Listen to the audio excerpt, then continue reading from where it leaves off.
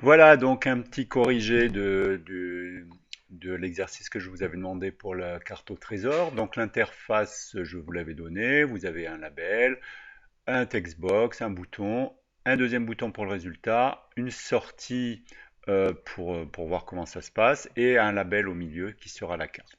Donc si je vais voir le code ici, quand je clique sur le bouton, j'ai oublié de changer le nom de la variable, donc ça reste bouton 1. Qu'est-ce que je fais? Je regarde si dans mon textbox, est-ce qu'il y a quelque chose? Donc je regarde le texte, est-ce qu'il est égal? S'il est égal à rien, ben, je ne fais rien. C'est juste une vérification.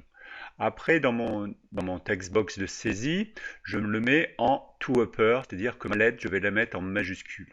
Je récupère le premier caractère de la string et je le mets dans car saisie, dans ma variable car saisie, et je vais regarder, est-ce que j'ai bien tapé est, ouest, sud, nord, est-ce que c'est la bonne lettre? Si c'est pas bon, je viens ici sur le sinon et je rajoute mauvais caractère.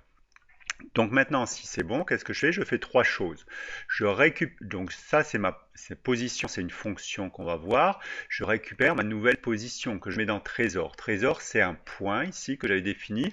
Au départ, il se trouve à 0, 0.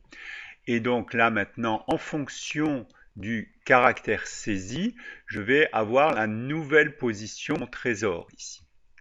J'affiche dans mon textbox multiligne, j'affiche le caractère que j'ai saisi, et gris c'est mon label .text, j'affiche mon nouveau label, c'est-à-dire que affiche va me retourner une string qui représentera la grille. La grille, ça sera des 0, 0, sauf il y aura un X là où on se trouve réellement.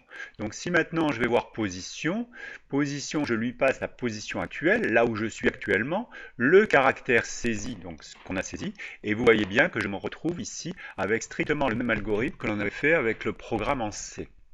Donc c'est strictement la même chose, il n'y a pas besoin de détailler.